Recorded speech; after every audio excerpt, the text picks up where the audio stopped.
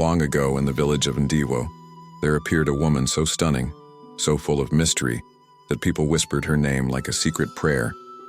Nobody knew her roots. No one had seen her as a child. She had no mother to call her name, no father to give her hand in marriage. She just arrived. Her name was Nolita, and Nolita was breathtaking. Her skin gleamed like river stones kissed by dawn. Her eyes glowed like fireflies in the night, and when she walked, it was as if the wind bowed before her, soft, smooth, floating, like mist. But it wasn't just her beauty that stopped hearts. No, there was something else, something small, but powerful. It was the string of beads around her waist. Delicate and colorful, the beads clinked gently with each step, singing a soft melody, one that wrapped around the hearts of men like a charm. No one understood why, but when that sound touched their ears, they felt weak in the knees. Their thoughts scattered, their blood ran hot. The men of Ndiwo whispered behind closed doors. Where did she come from? Whose daughter is she? What power lives in those beads? But no one had an answer. All they knew was, Nolita belonged to no one. She walked alone through the market each day, her hips swaying like tall grasses in the wind, her beads whispering their sweet tune, and the men? They followed her with hungry eyes. They argued, boasted, and broke friendships, just to win her attention. Nolita saw them. She smiled. She let them buy her things, talk sweet words, and take her to fine places. But she had one rule, one strange, unshakable rule. Whenever a man desired her, she would agree. But he must never remove her waist beads, not even touch them. They had to remain on her body always, but why? They'd ask, puzzled, and Nolita, with a soft smile and fingers like silk, would touch their cheek and whisper, because it makes me sweeter. And just like that, all doubt vanished. Once, a man tasted her presence, his mind lost its sense. He forgot to question. He forgot himself. And that, dear listener, was their downfall. The first to fall into her trap was a man named Karabo. Karabo was the wealthiest spice merchant in all of Ndiwo. His warehouses overflowed with rare goods, saffron, fine oils, silks from across the desert. When he walked through the market, people parted like water. When he spoke, men listened. When he spent, coins danced like rain. But the day he saw Nolita, his world cracked. She passed by his stall. Her beads whispered. Karabo stood frozen, watching her vanish like smoke. I must have her, he murmured, breathless.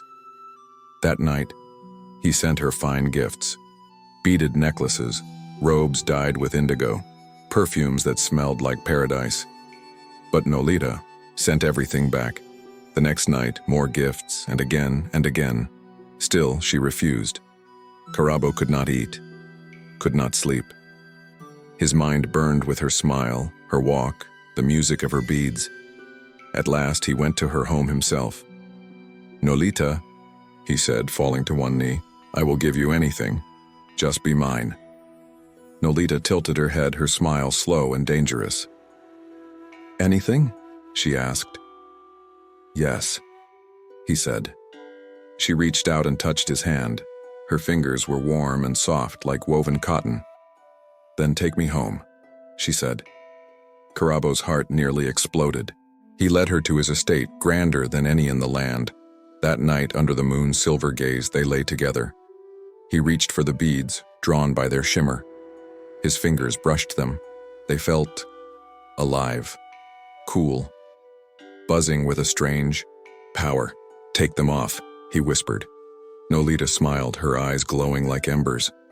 No, she said gently. They make me sweeter, more thrilling. Blinded by desire, Karabo obeyed. They got close, closer than he had ever been with any woman. But that night was the last time he would sleep in that house. The next morning, disaster struck. One of Karabo's largest warehouses caught fire.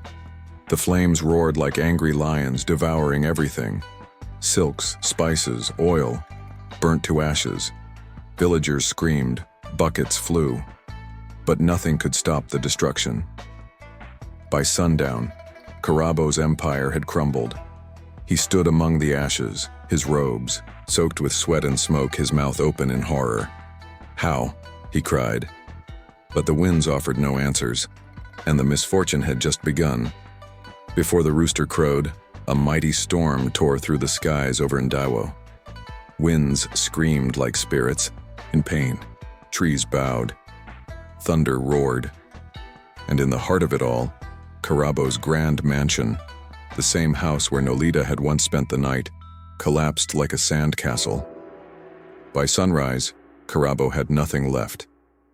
Just when he thought things couldn't become worse, his wife packed her belongings and left, taking their children. "All I built, gone," Karabo whispered, sitting on the floor like a broken drum, his eyes dull, voice hollow. 2 weeks later, the once mighty merchant of Ndiwo was seen sitting on the ground outside the market, dust clinging to his clothes, his hands stretched out like a beggar's. "Please, just a little food," he muttered. People walked past, shaking their heads. "How did this happen?" they whispered. Even Karabo didn't know. But Nolita knew. She walked through the same market, her waist beads jingling like secret drums. And as she passed, more eyes followed her. More men craved her. And like Karabo, they had no idea what waited ahead. The next to fall was King Dagan, ruler of Ndiwo. His name brought fear to rebels and pride to his soldiers. He had many wives, strong warriors, riches beyond counting, and a voice that silenced rooms. But all of that meant nothing the moment he laid eyes on Nolita. It happened on a warm evening. The king sat on his golden stool in the palace courtyard, watching dancers twirl to the sound of drums. Then she appeared. Nolita walked in with the grace of the moon itself. The drums slowed, the dancers paused, even the breeze stilled. "Who is she?" the king asked. "She is Nolita, my king," a guard replied. "No family, no history, but every man in Ndiwo wants her." King Dagan's eyes narrowed. "Then I must have her. And when kings want something, they take it." That night his messengers carried gold, silks, ivory bangles, and honeyed words to Nolita's door, but she didn't even look at them. "Tell your king," she said with a sweet voice. "If he wants me, he must come himself." No one had ever dared speak to King Dagan like that. But instead of rage, he felt hunger, a pull he could not explain. That same night, the golden palace gates opened, and the king himself walked through the narrow path leading to Nolita's tiny hut. He stood tall before her, the ruler of all Ndiwo, and said, "Come to my palace." Nolita looked at him for a long moment. "I will," she said, "but not because of your power. Ask me with your heart." The king had never begged in his life, but for Nolita, he did, and so she went with him. That night, under the lantern lights of the palace chamber, Nolita lay beside the king. He reached for her waist, his fingers brushing the cool beads. "Take them off," he whispered. Her lips curled. "No," she said softly. "They make the night sweeter, unforgettable." And the king, lost in heat and hunger, did not argue. He gave himself to her fully. That moment was the end of his reign. 7 days passed. On the 8th, the palace began to shift. The king's most trusted chiefs gathered behind closed doors. "He is not the same," they whispered. "The gods have turned their backs," they said. Even the palace guards looked at him with cold eyes. His servants moved slower. His wives grew distant. His once mighty warriors fell sick. His cattle dropped dead. His vaults of gold and jewels emptied as if swallowed by the earth. The people grew restless. In the market, women clucked their tongues. The elders shook their heads. He is not fit to rule. On the 7th night, villagers marched to the palace gates. Torches burned. Voices rose like thunder. "King Dagan must go," they cried. Inside, the king stood alone. His closest men had betrayed him. His guards refused to fight. Even the walls of his palace seemed to reject him. And so the mighty King Dagon, once feared, once untouchable, fled into the forest with nothing but a torn robe on his back. His golden crown lay forgotten in the dirt. And Nolita? She walked. Through the marketplace the next morning, her beads singing like rain on a roof. She smiled. Another man had fallen. And still, there were more to come. The marketplace of Ndiwo buzzed with voices and footsteps. Men haggled. Women carried baskets. Children laughed. And Mosa, the youngest bank manager in the region, walked with purpose, his mind full of business. But then, a sound. Soft, sweet, sinister. It was the whispering jingle of waist beads. Mosa turned, and there she was, Nolita. Her beads shimmered under the afternoon sun, glowing like embers on smooth bronze skin. Her eyes were deep and dark like the river at midnight. In that moment, Mosa forgot everything. His wife, his two bright children, his fat bank accounts. He only saw her. His legs moved without thinking. He followed. "Nolita," he said, blocking her path. "I must have you." She tilted her head, her voice a breeze. "Must?" she asked. Mosa swallowed. "Please," he whispered. "I'll do anything." Nolita looked into his soul for a long moment. Then she touched his hand. "Then, come," she said. That night, Mosa lay beside her, his fingers tracing her smooth skin like a man dreaming. He reached for her waist, brushing against the beads. "So beautiful," he said. "Why not take it off?" Nolita smiled, sweet as ripe mango. "No," she whispered. "It makes me sweeter." Mosa asked no more. He was already too far gone. The next morning he rose with a full heart. He kissed Nolita's lips and rushed to his office, whistling joyfully. But the moment he stepped inside, joy turned to ice. His boss stood waiting, face like thunder. "Mosa," he said coldly. "Where? Is the missing money?" Mosa blinked. "What money?" "The millions missing from our vaults," the man roared. "The accounts point to you." Mosa's stomach twisted. I didn't steal enough." His boss slammed a hand on the desk. "You are fired, and may the gods deal with you." Before Mosa could speak, two guards grabbed him and dragged him out. The people of Ndiwo stared, whispering, "Mosa, the banker. A thief?" His mind spun. His body trembled. How? Why? By the time he got home, more trouble was waiting. His wife stood by the door holding a letter. The accusations, the shame, the disgrace, her eyes filled with tears. "Mosa," she whispered. "Tell me it isn't true." He reached for her, but she stepped back. "I don't know who you are anymore," she said. "I won't raise my children with a thief." She packed her bags. She called the children. And she walked out the door. Just like that. Mosa stood in his big house. Now, silent, cold, and empty. 1 week ago he had everything.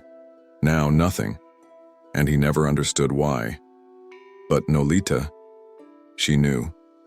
She strolled through the market the next morning, her waist beads jingling sweetly. And another man looked at her with hungry eyes.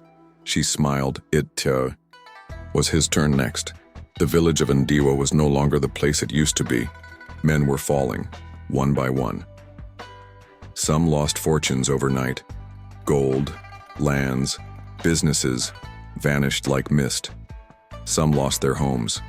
Their wives walked away, heads high, not looking back. Some lost their minds. They wandered the streets with wild eyes, laughing at the wind, talking to invisible things. And at the center of it all, always, was Nolita. Her beauty untouched, her smile soft, her beads still whispering as she walked.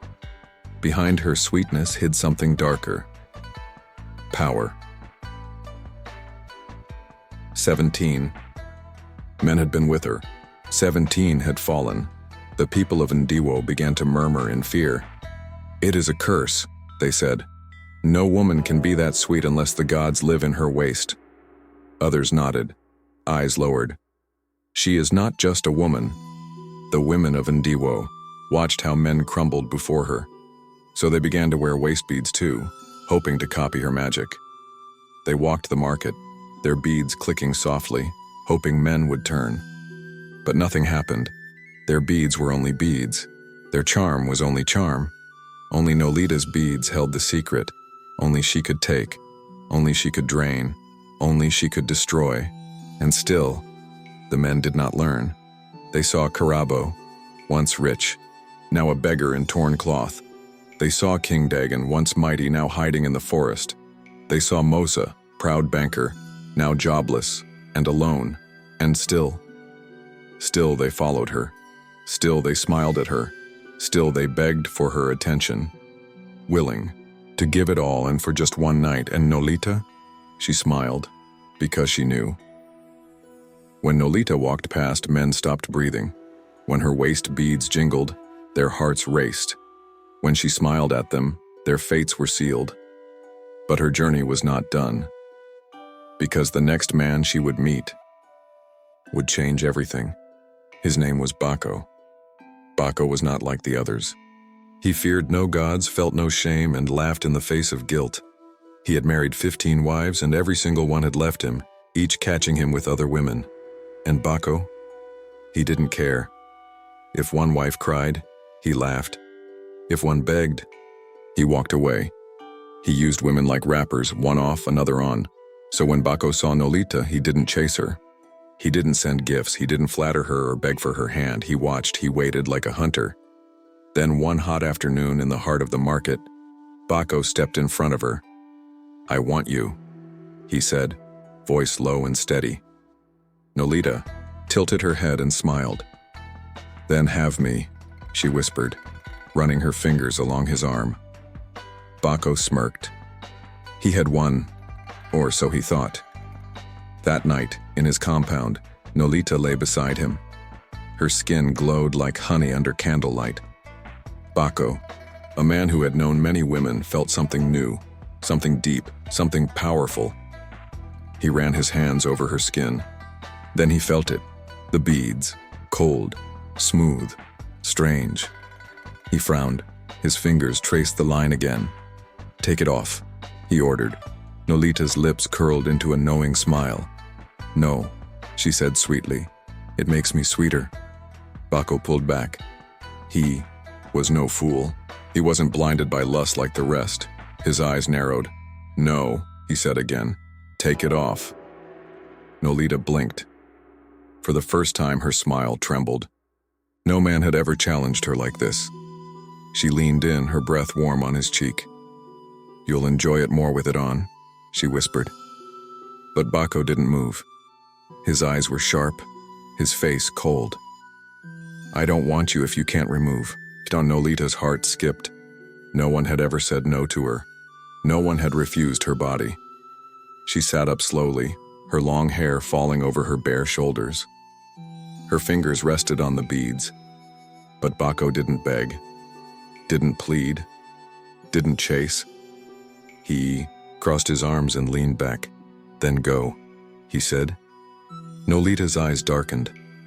For the first time, she felt something she had never known: fear. She rose from the bed calmly, but inside her heart thundered. No man had ever sent her away. No man had questioned the beads. She reached for her wrapper. "Maybe next time," she said, trying to smile. But Bako was watching. "There is no next time," he said quietly. Nolita turned to leave, but before her foot touched the floor, Bako moved, fast. Stronger than she had imagined. He grabbed her wrist. His other hand reached for the beads. Nolita gasped. "No!" she screamed, twisting in his grip. But Bako was a man who never listened. With a grunt, he yanked the beads. Snap. The sound tore through the room. Beads flew across the floor, and Nolita screamed, a terrible, bone-shaking scream. Her body convulsed. Her hands clawed at her belly. Her eyes widened with horror. Something inside her was burning. Her breath came out in gasps. Her legs buckled. Her skin turned hot, red, like fire crawling beneath her flesh. She ran, naked, wild, out the door, into the streets of Ndiwo. Her screams pierced the night. Doors flew open.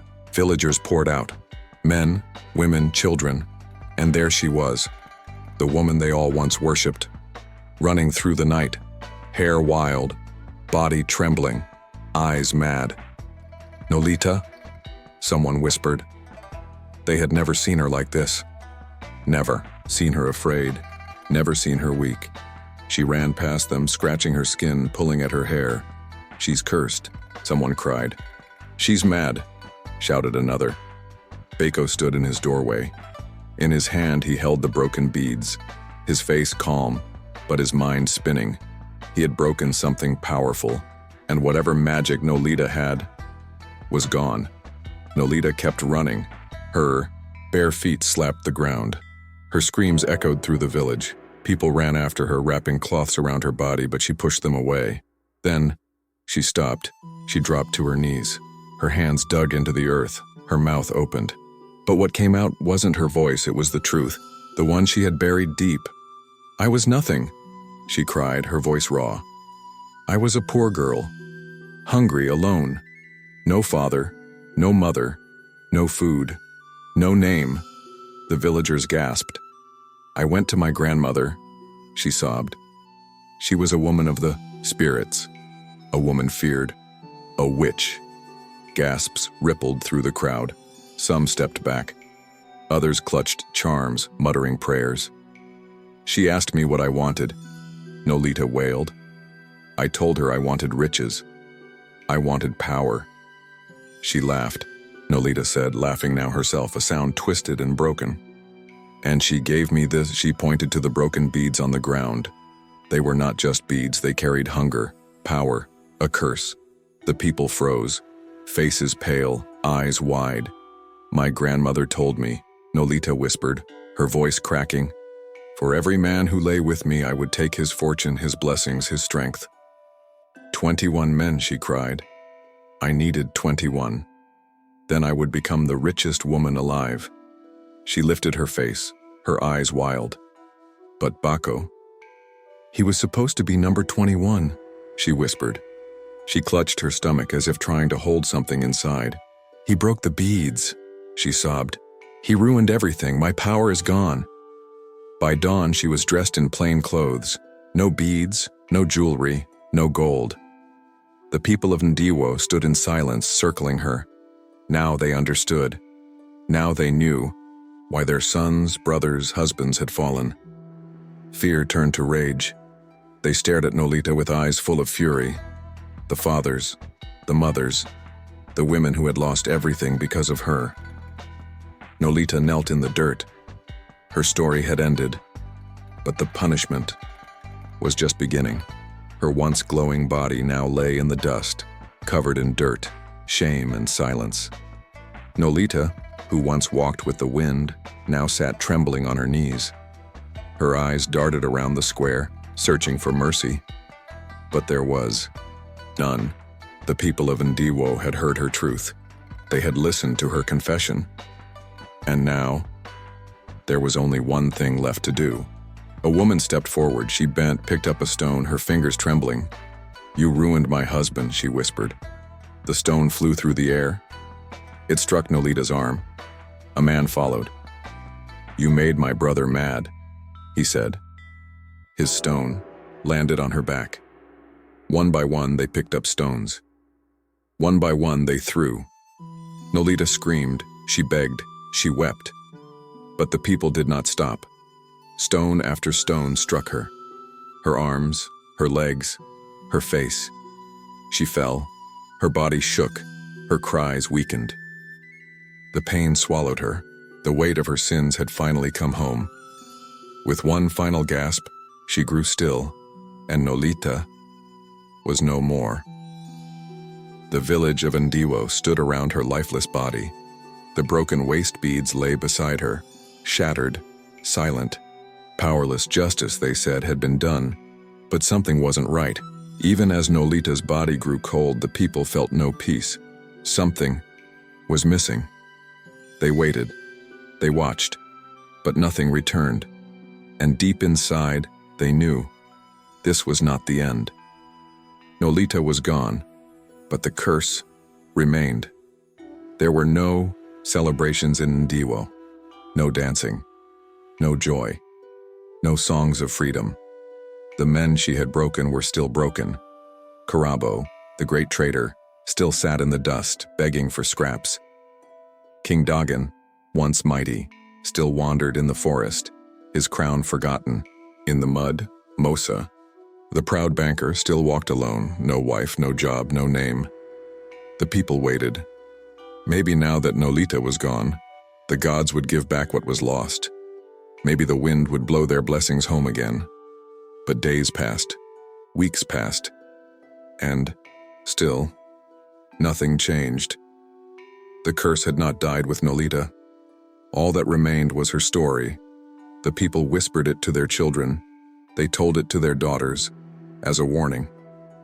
They told it to their sons as a lesson.